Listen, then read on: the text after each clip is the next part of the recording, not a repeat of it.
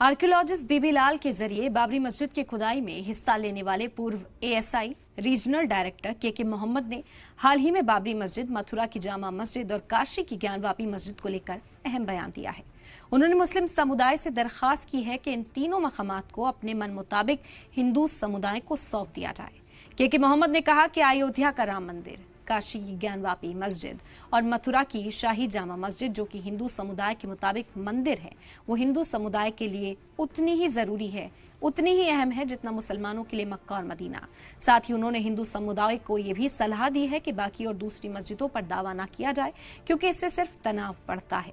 उन्होंने कहा कि इन तीनों मकामात के अलावा हिंदू समुदाय से कोई और मांग नहीं होनी चाहिए। के मोहम्मद ने हिंदूवादी संगठनों के जरिए ताजमहल को मंदिर बताने वाले दावे को भी खारिज कर दिया। उन्होंने साफ किया है कि ताजमहल जिस जमीन पर बना वो पहले राजा मान सिंह की थी, बाद में जय सिंह को और फिर शाहजहां को दे दी गई थी, जिसका सारा डॉक्यूमेंटेशन बीकानेर और जयपुर के म्यूजियम में मौजूद है।